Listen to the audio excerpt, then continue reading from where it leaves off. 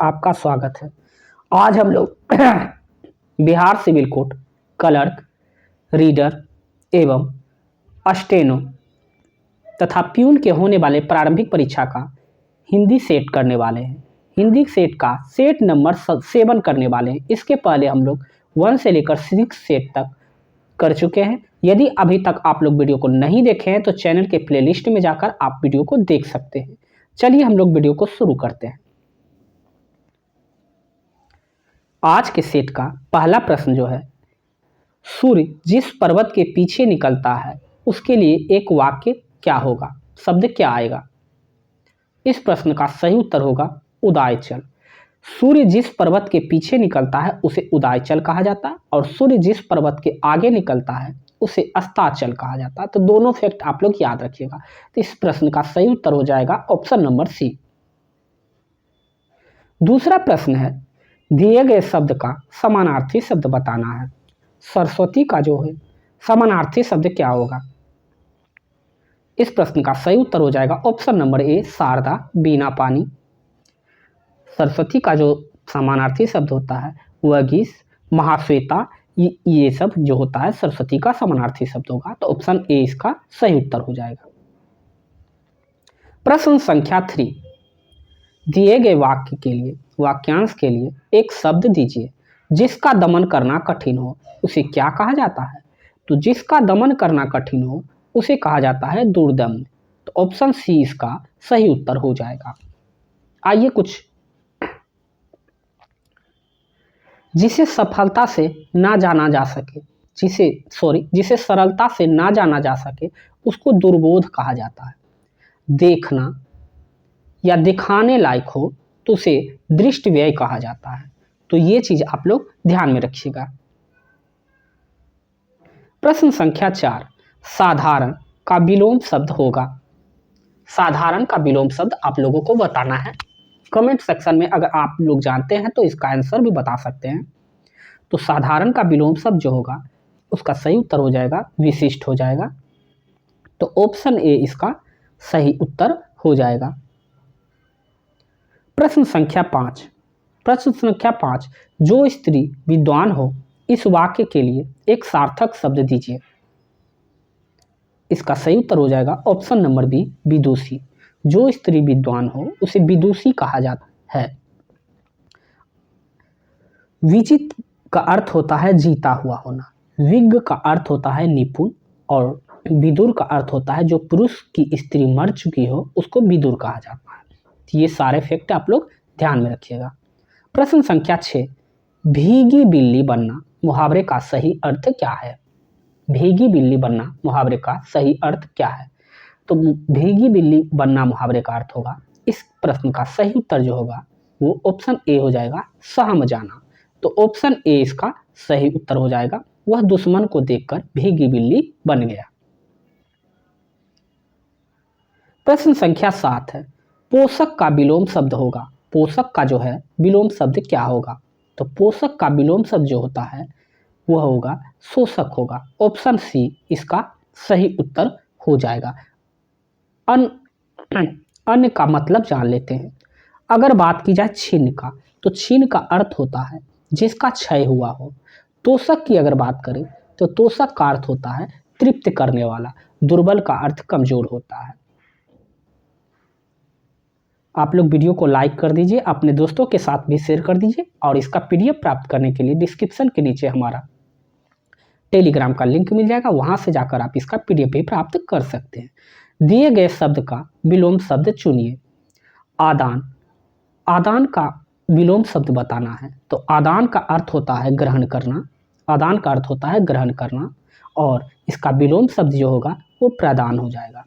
प्रदान का अर्थ होता है देना। तो ऑप्शन बी इसका सही उत्तर हो जाएगा।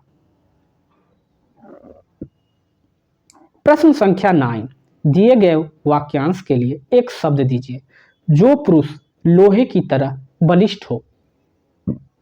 इस प्रश्न का सही उत्तर जो होगा वह हो जाएगा ऑप्शन नंबर डी, लौह पुरुष। जो पुरुष लोहे की तरह बलिष्ठ हो उसे लौह पुरुष कहा जाता है। तो ऑप्शन डी इसका सही उत्तर हो जाएगा। प्रश्न संख्या 10, दिए गए शब्द का समानार्थी शब्द का चयन करें। किरण है, किरण का समानार्थी शब्द क्या होगा? तो किरण का जो है समानार्थी शब्द जो होता है प्रभा, रसी, मयूर, मयूरन आदि होता है। तो इस प्रश्न का सही उत्तर क्या हो जाएगा? रसीम हो जाएगा। किरण का समानार्थी शब्द क्या होगा? रसीम होगा, प्रभा होगा। ये सभी जो होते हैं, मयूरन है, ये सभी जो होते हैं किरण का समानार्थी शब्द होते हैं। प्रश्न संख्या 11 की अगर बात, वाक प्लस मय का संधि पद क्या होगा? वाक प्लस मय का संधि पद क्या होगा? तो इस प्रश्न का सही उत्तर जो होगा ऑप्शन नंबर सी होगा, वाडमय होगा। वाक्य प्लस मय का संधि पद जो होगा वाडमय होगा। अब वाडमय क्या होता है उस चीज को समझते हैं। दो निकटतम वर्णों के मेल से जो विकार उत्पन्न होता है उसे संधि कहते हैं। संधि के 3 भेद होते हैं, आप लोगों को पता होगा। पहला स्वर संधि होता है, स्वर संधि होता है, पहला जो होता है स्वर संधि होता है। दूसरा जो होता है व्यंजन संधि होता है, और तीसरा जो होता है विसर्ग संधि होता है। वाड्यम में व्यंजन संधि है, वाड्यम में जो होता है वह व्यंजन संधि है। तो ये चीज आप लोग ध्यान में रखिएगा, वाड्यम में जो है व्यंजन संधि है। प्रश्न संख्या 12, अस्त्रीकरण का विलोम शब्द क्या है? अस्त्रीकरण का विलोम शब्द क्या है? अस्त्रीकरण का विलोम शब्द जो होगा निरस्त्रीकरण हो जाएगा। ऑप्शन नंबर ए इसका सही उत्तर हो जाएगा। निरस्त्रीकरण का अर्थ होता है विनाशकारी हथियारों या अस्त्रों या शस्त्रों से जो उत्तान में रोक लगाना, उपलब्ध विनाशकारी हथियारों को नष्ट करना होता है। तो ऑप्शन ए इसका सही उत्तर हो जाएगा। प्रश्न संख्या 13, अक्ल के घोड़े दौड़ाना मुहावरे का अर्थ क्या होगा? अक्ल के घोड़े दौड़ाना मुहावरा का अर्थ क्या होगा? आप लोग कमेंट सेक्शन में इसका आंसर बता सकते हैं। तो इस प्रश्न का सही उत्तर जो होगा ऑप्शन नंबर डी होगा, केवल कल्पनाएं करते रहना। केवल कल्पनाएं करते रहना अर्थात अक्ल के घोड़े दौड़ाना। ऑप्शन डी इसका सही उत्तर होगा। आगे जो प्रश्न है प्रश्न संख्या 14, तार तार करना मुहावरे का अर्थ क्या होगा? तार तार करने मुहावरे का अर्थ होता है, इसका सही उत्तर हो जाएगा बी, ऑप्शन बी, धज्जियां उड़ाना। ऑप्शन बी इसका सही उत्तर हो जाना। देखिए इसको पहले भी बता चुके हैं। प्रश्न संख्या 15, जो छीन ना हो सके उसके लिए उपयुक्त शब्द क्या होगा? जो छीन ना हो सके उसके लिए प्रयुक्त शब्द क्या होगा? इस प्रश्न का सही उत्तर होगा ऑप्शन ए, अक्षय होगा। जो छीन ना हो सके उसके लिए एक शब्द जो है अक्षय होगा। जिसका जन्म पहले हुआ हो उसे अग्रज कहा जाता है। क्या कहा जाता है? अग्रज। जिसका जन्म नहीं हुआ है उसे अजन्मा कहा जाता है। आवश्यकता से अधिक वर्षा अतिवृष्टि होता है।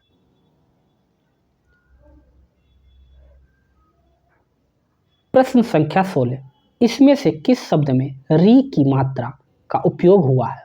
इसमें से बताना है कि किस शब्द में री शब्द की मात्रा का उपयोग हुआ है।